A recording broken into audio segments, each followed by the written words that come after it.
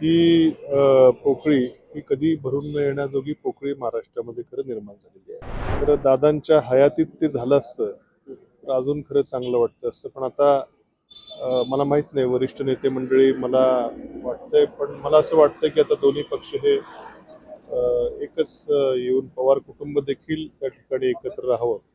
दादा उपमुख्यमंत्री होते ते ग्रामीण भागाचा बारकावे माहीत असलेले, ग्रामीण भागातल्या प्रश्नांची उकल असलेले, ग्रामीण भागातल्या समस्या, शेतीविषयक समस्यांची जाण असणारं हे नेतृत्व गमावल्याचं ही एक माझी मनात भावना आहे की राज्याचे उपमुख्यमंत्री अजित पवार यांचं विमान अपघातामध्ये निधन झालं. आज त्यांच्या पार्थिवावरती शोककुल वातावरणामध्ये त्यांना आज भावपूर्ण श्रद्धांजली वाहण्यात आली. आपल्यासोबत माजी राज्यमंत्री प्राजक्त तनपुरे आहेत. आपण त्यांच्याशी चर्चा करूया. दादा, काल अचानक अपघाताची बातमी आली, दादांचं निधन झालं. बातमी तुम्हाला समजली होती, नेमकं काय मनामध्ये भावना तयार झाली? एकदम विश्वास बसत नव्हता. इनफॅक्ट अजूनही विश्वास बसत नाही. म्हणजे आज दादांच्या अंत्यदर्शनाला मी इथं आलो होतो बारामतीला.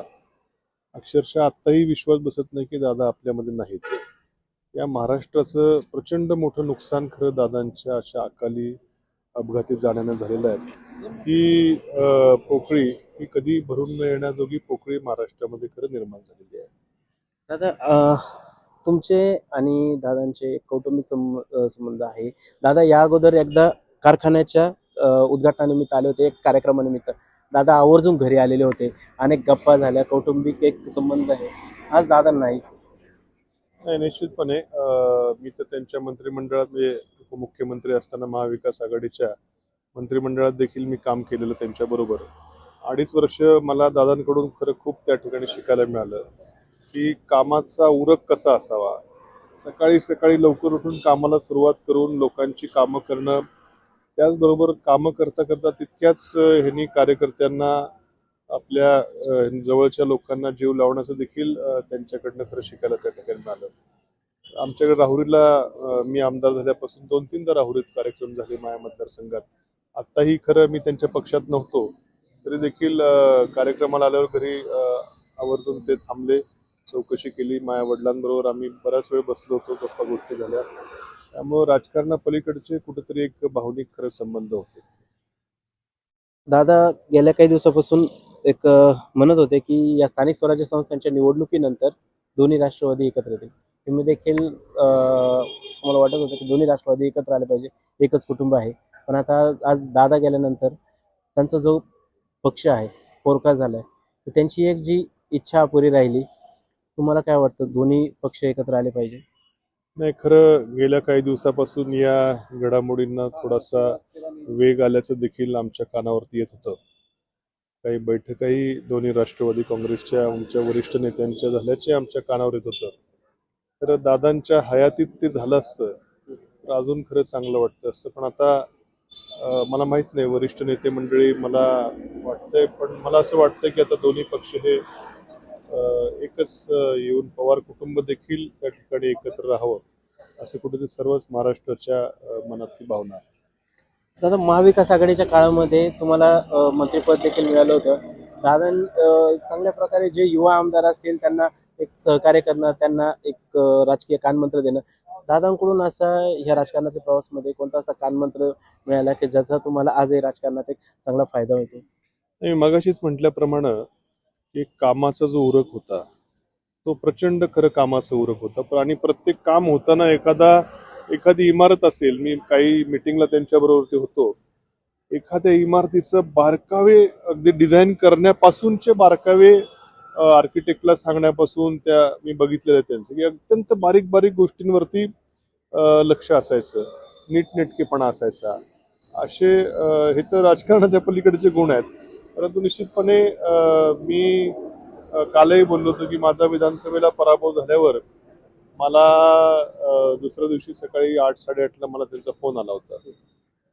विधानसभा निवडणुकीच्या आधी देखील मला त्यांनी त्यांच्या पक्षात येण्यासंदर्भात विचारणा केली होती आणि तिकीट घड्याळ चिन्हाकडून लढण्याचं त्यांचा आग्रह होता. पण त्यावेळेस मी ज्या पक्षात होतो त्या पक्षाशी ठीक आहे, तो विषय पवार साहेबांची माझी एकनिष्ठता होती. परंतु त्यावेळेस निवडणुकीच्या आधी देखील त्यांचा फोन आला होता आणि पडल्यावर देखील नंतरही माझ्या एक दोनदा त्यांच्या भेटीगाठी झालेल्या.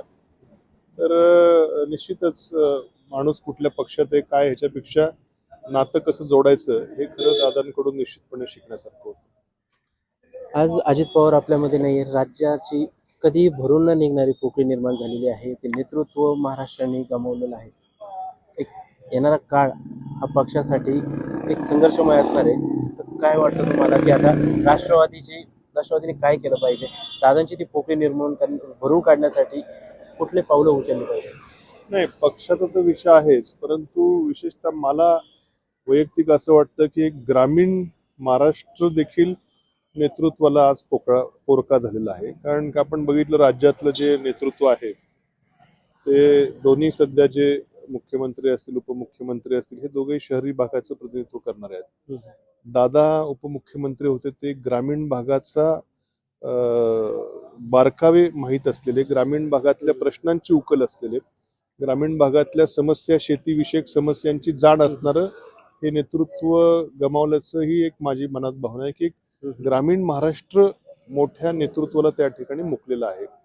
आणि पक्षाचं देखील वरिष्ठ मंडळी सगळे काय पुढची पक्षाची काय दिशा असेल ती मला खात्री आहे की दोन्ही राष्ट्रवादी काँग्रेसच्या गटातले सगळे आमदार माजी आमदार सगळे प्रमुख कार्यकर्ते हे या कठीण प्रसंगी निश्चितपणे पक्षाच्या बरोबर खंबीरपणे उभे राहतील. एक शेवटचा प्रश्न घेतो. दादा नेहमी कार्यकर्त्यांना असो किंवा लोकप्रतिनिधी असो कोणी असो एकदा भेटले त्यांना की लक्षात ठेवतात. त्यांच्या आठवणी देखील लक्षात राहतात. कोणाशी काय बोललो होतो.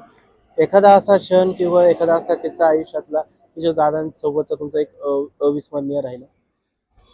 असं एखादा किस्सा असा आठवत नाही, पण कायम त्यांच्याबरोबर ती वेळ घालवताना एक वेगळाच अनुभव असायचा. काहीतरी शिकायला मिळायचं, काहीतरी बऱ्याचदा वरिष्ठांच्या बैठकीत असायच्या, मंत्रिमंडळाची बैठक असेल, त्यांचं जो सगळा बारकावे असतील प्रत्येक गोष्टीतला अभ्यास, तर खूप असे आता एखादा प्रसंग असं हे करणं आम्हाला आता आठवत नाही.